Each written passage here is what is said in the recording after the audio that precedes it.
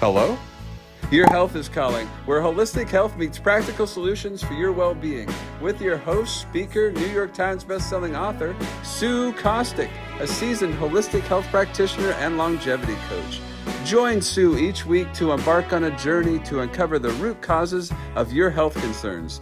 Through a personalized approach, learn how to decode the messages your body is sending and craft natural protocols to address them. Call in live at 888-994-4995 Studio A.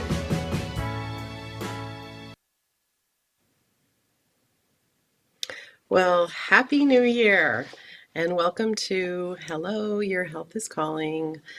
I'm Sue Kostyk. I am an integrative health practitioner, and I started doing this podcast because I just wanted to bring information out that is actually usable. There's so much stuff out on the internet, on social media.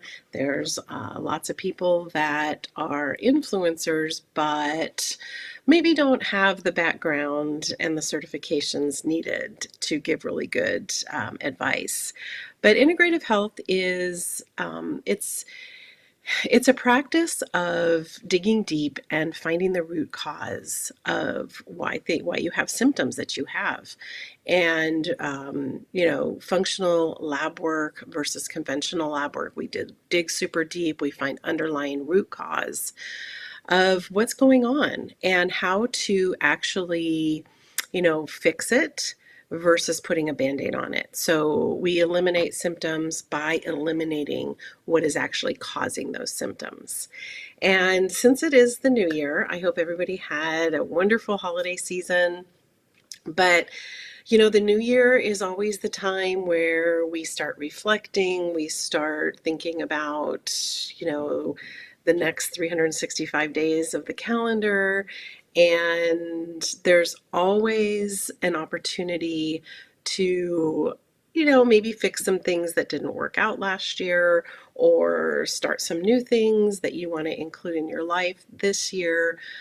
But what I wanted to make this show about was how our brain actually works when we make these decisions to start resolutions. So, what is a resolution? It's a commitment.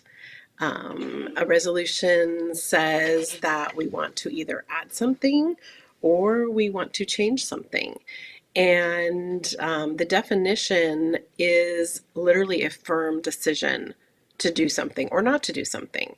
And it's also a quality, I like the second definition, it's a quality of being determined. So when we start thinking about the new year, and of course, resolutions are what everybody's talking about.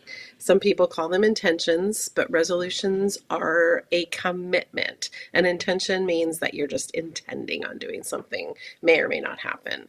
But resolutions, what's the list? We run the gamut, right?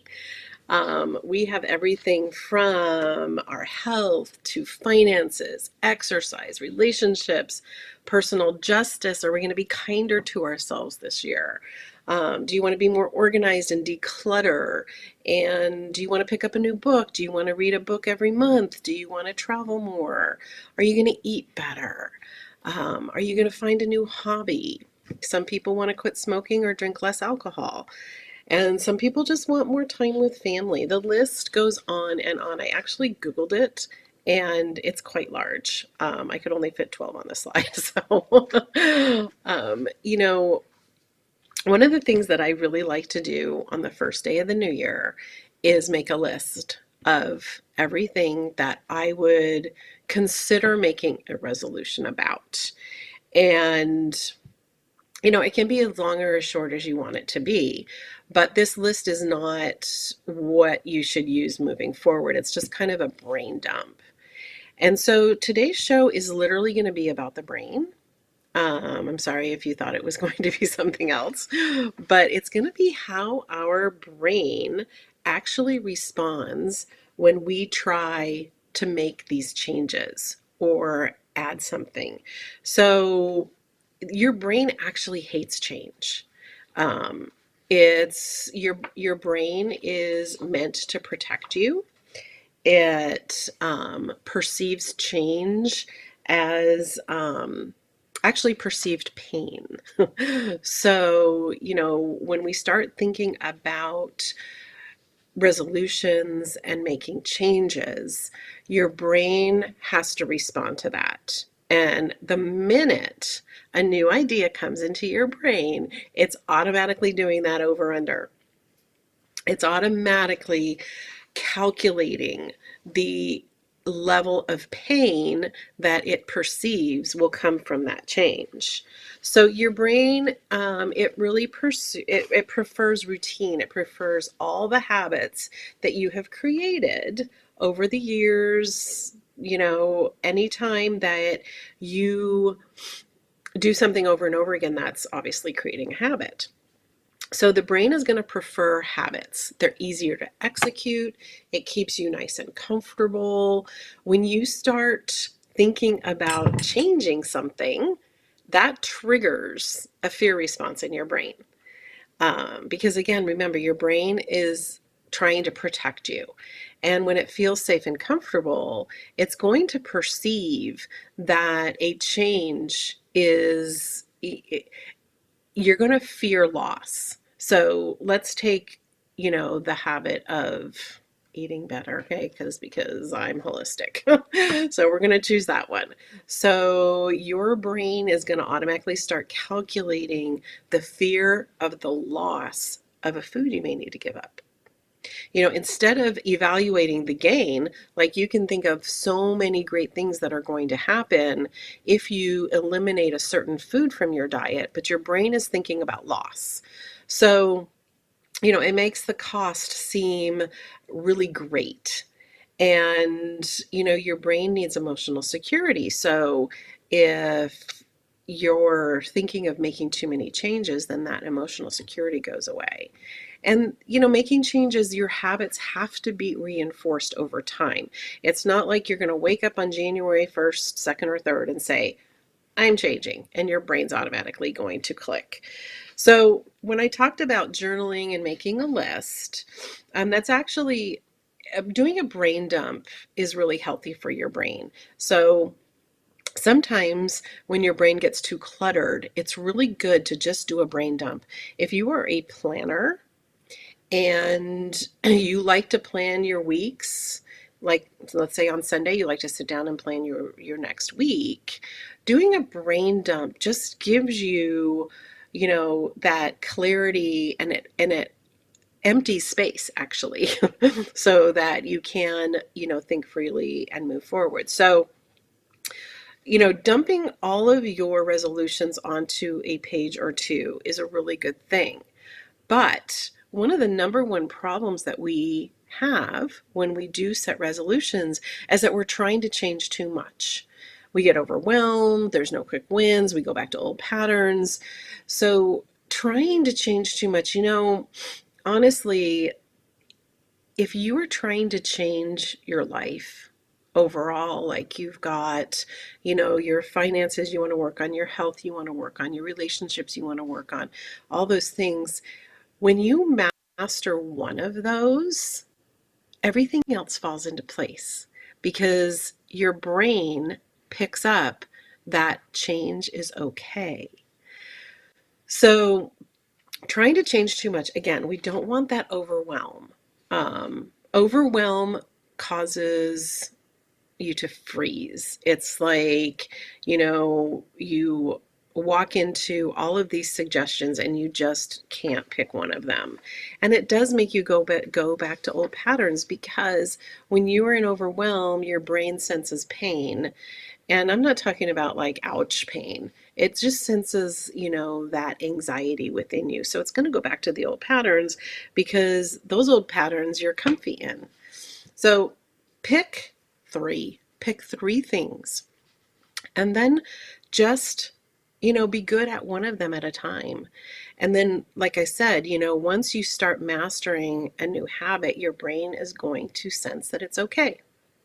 So what's the second problem? We try to focus on things that we can't control.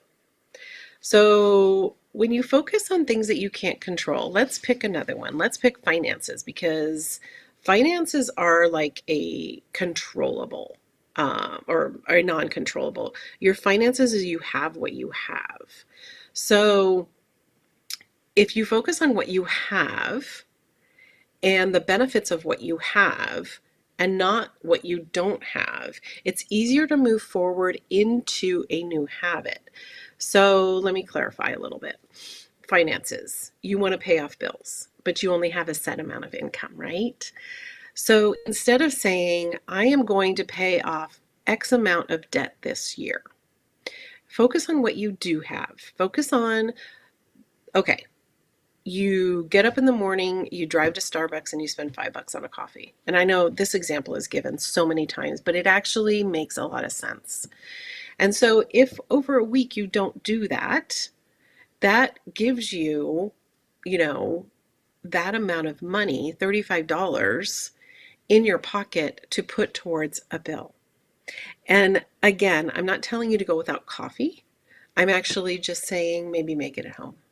It's a lot cheaper to make your coffee at home and put it in a travel mug and take it to work. But that requires, it does require a little bit of discipline, and it requires you to plan ahead. So, if you focus on what you do have, okay, you do have X amount of dollars, you know that there's some places that you can probably not spend, so then you can send it to a bill. So instead of just saying, I'm going to, do that overarching bill payoff, just set what you have. And, and that when you start to focus on the benefits, then your brain senses no pain. And this is the thing that I'm just really trying to hone in on today, is how your brain reacts to change. And, focusing on the things that you can't control. Okay, so you don't have the finances for a gym membership, but you have a body and you have legs and you can go for a walk. Or you can do a plank. You can do body strength exercises. So again, focus on what you can control, not the things that you don't have. So the problem number 3 is that we get into this all or nothing thinking. And this really, really sets you up for failure. And, I want to kind of stick here for a little while, because if you've been watching for a little while, I did in the very beginning when I started my podcasts, I started with the de-stress protocol. And the de-stress protocol is an acronym. And one of them is a success mindset. And part of that success mindset is not an all or nothing thinking. It's doing what you can do, progress over perfection. If you slip up, just get right back on. So many people, they throw out the baby with the bathwater. Okay, I'm aging myself, but anyway, the all or nothing is a dangerous mindset to have, because the minute you perceive failure, then your brain perceives pain. And so you're going to fall back into old things. When I talked about the de-stress protocol, you can actually go to YouTube, the Reinvented Life Network, Hello, Your Health is Calling. You can watch all of those. There were many. And that is one of the first things that I do put my clients through, is just walking through this de-stress protocol. And it's nothing that you have to purchase. It's just setting yourself up for success when you do start to make these changes. So you can also email me at support@helloyourhealthiscalling.com, and I can, we can set up a free appointment. We can talk about things. Okay, so when we're going to move on to a little bit more sciencey stuff about the brain and how you can actually be successful in your resolutions. And there's something called neuroplasticity. And your brain is very viable. your mind is like it's the strongest thing. It was created to be super strong and to overcome so much. And so our brain is neuroplastic. So it will rewire itself. It will either rewire itself to the negative or to the positive. It's your choice. And practicing some things that are going to rewire your brain. If you've struggled with resolutions, um, there is a little statistic that 80% of the people who make resolutions, they fail in, the first 3 weeks because they're not approaching them right. And you can rewire your brain. I know, so many people, they talk about SMART goals. There's courses you can take on SMART goals. And I oftentimes myself will say, that's overused. But the SMART goal is something that is super helpful when you're trying to make a change. And, it goes hand in hand with not falling into overwhelm and, not, um, giving your brain that perception that it's in pain. And so, when you think about the SMART goal, I want you guys to just stick with me for a bit because I know it's overused, but really being specific, be super clear about what you want to achieve this year. And again, make it achievable. Don't say, don't make it this big, huge goal that is, talk about an elephant in the room, and make it measurable. Make it so that it can be quantifiable, that you can measure it. And each one of your resolutions or each one of your goals, there is a measurement to it. It doesn't matter which one it is. And make your goal achievable. If you set this high and lofty goal for yourself, then failure is going to set in. You're going to feel bad about yourself. Anxiety is going to set in, and your brain's going to go, too much pain. I'm going back to my old habits. Every single goal, every single thing that you want to change or add to your life, your brain, remember, it's doing the over under on how painful it's going to be for you. And not painful in the sense of ouch, but painful in a sense of, is it going to cause me anxiety? Is it going to cause me overwhelm? Is it going to put me out of my comfort zone? Remember, your brain likes comfort. Even if you're in a super bad habit, if it's been over the course of years, your body has become comfortable with it. So it doesn't matter if it's a good or bad thing. Make your goal relevant. Why are you doing this? Every single goal that you make, it really needs to have a why. If you don't have a why, then there's no reason to do it, honestly.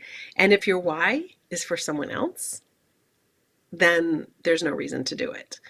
Because every single goal should be about yourself. And I know that there's some goals and, people want to get healthy so they can spend time with their grandkids, and, people want to get healthy so that they can, do things with other people. But the ultimate feeling of that goal is really for yourself. I have grandchildren. I love going to the park and playing with them, and they love it too. But so being healthy and remaining flexible to go to the park with my grandchildren, it's not for them. It's for me because I love them and I want to spend time with them. So when you start really boiling down into these goals, what is the relevance? Why are you doing this? And make it time bound. Make sure that there is a deadline for your goal, because anything open-ended is not going to happen. So you can, and I'm not saying make these like for the end of the year. Start to think about the short term. Start to think about deadlines that are achievable and goals that are achievable. So instead of saying, I'm going to get healthy, say, I'm going to walk for 20 minutes 3 times a week by February. that goal, there's a deadline, and it's not every day, and it's not for an hour. You're covering, it's very clear, it's very measurable, and there's a deadline. So there's not a relevance in this statement, but in your mind there's a relevance. So if you want to lose weight, instead of saying I'll lose 10 pounds, say I'll plan 5 balanced meals a week, work out 3 times a week, and track my progress. That is a goal that you can actually accomplish. And it's not saying I'm going to plan 3 meals a day for 7 days a week. It's not saying I'm going to work out 7 days a week. And it's not saying anything about being super, super cognizant about tracking your progress. It's just, find something if you have a health tracker or a journal or something like that.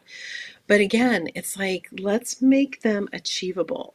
Let's make them something that you can actually come out of feeling really good. So another thing about our brain is it likes dopamine. It's like a superfood. It loves dopamine. It loves to feel good. So again, remember when I said if you feel too much anxiety or pressure or overwhelm, your brain's not getting that dopamine fix. And dopamine is a hormone that's released when you feel good.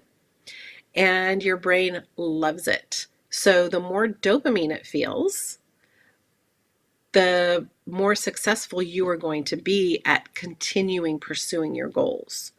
So when you achieve small milestones, that dopamine is triggered and it's released. When you celebrate every single win, not just the big ones. I went to the gym today. Yay! I ate 5 servings of vegetables today. Yay! Just the small wins. When it gets to the big ones, if losing weight is your goal and, by the end of 2 months you've lost, 6 pounds, yay, big win. So, sticking to your goal for 2 months, big win. Just think about where you can find those wins. And, if you slip up, avoid punishing that, because then your brain feels the pain and it doesn't get that dopamine fix. So, oh my gosh, yesterday, personal story, I ate terrible. It was Mexican food. It was chips and dip. I know you guys are like, oh, no. But you don't beat yourself up for something like that. Avoid punishing yourself when you slip up. Just refocus. Today I'm eating clean. I knew yesterday was going to kind of be a disaster, and today I am refocused. One of the greatest things about what I do is I lead functional medicine detoxes, and they're 21 days, and it's a time to recharge and refocus. And we can't get away from toxicity. And again, go back to all my podcasts and I talk about toxicity, and it's unavoidable, it's around us.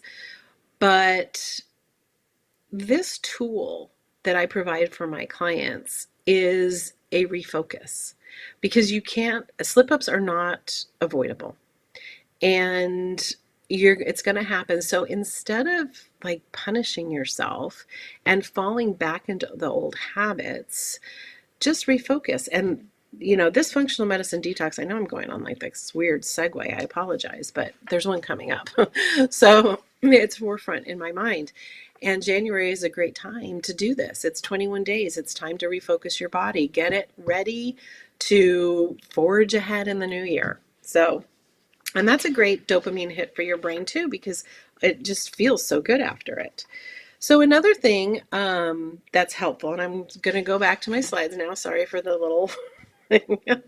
But accountability is another way that it just can help you keep on track. And let me tell you, accountability, it does strengthen your neural pathways. I know it sounds kind of strange and sciencey, but when you have accountability, when you share your goals, when you're speaking, when you're writing it out, and you're visually monitoring your progress and you're reflecting on wins, that is adjusting your neurons and the neuroplasticity of your brain. So it's helping you to rewire. You never want to do anything alone. And there's so many communities that you can join. I mean, Facebook has a billion of them at least. And I have a community, you know, accountability, it just helps keep you strong in your goals. And, it is scientific. It's like when you reflect on your wins and then just have an accountability partner, a group, a community that can help you adjust for those challenges. You're going to come up with challenges.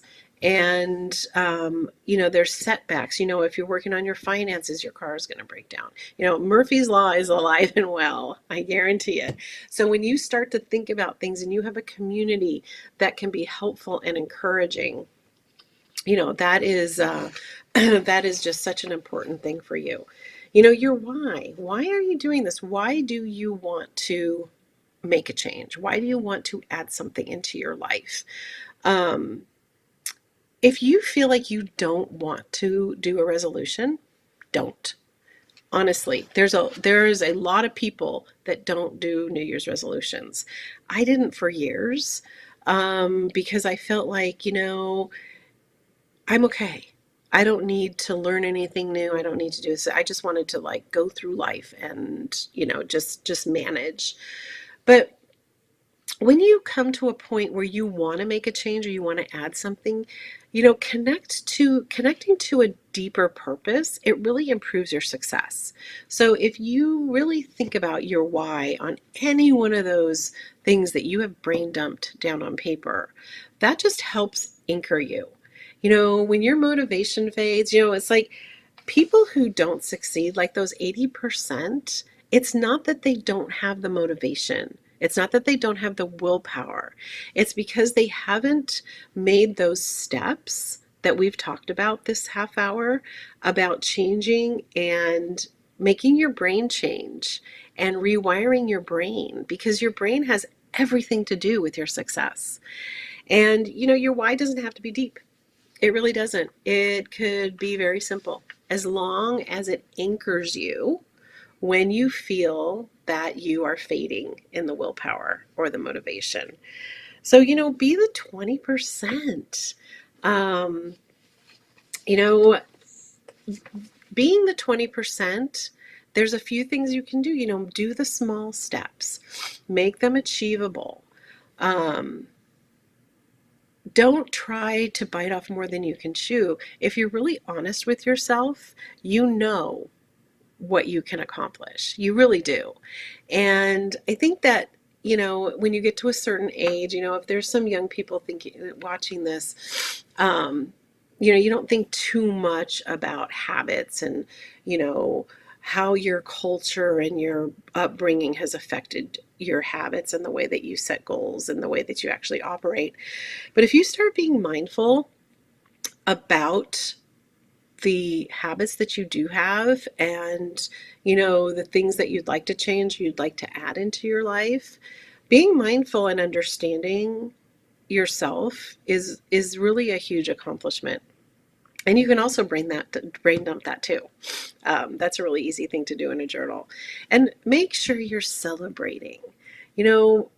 Just trying to do something different is a huge celebration in and of itself. So many of us just want to stay in that comfort zone. It's really easy to. And just remember, progress over perfection. Nobody is perfect.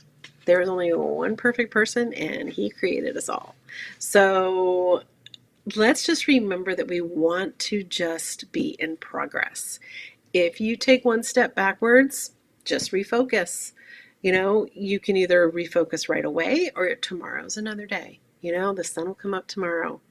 And make sure that you are not setting goals that require perfection. Make sure you're setting goals that you can progress through. And support. Support is super important. Find a support group. If you don't have anyone around you that you feel will support you through your goals, then find a community.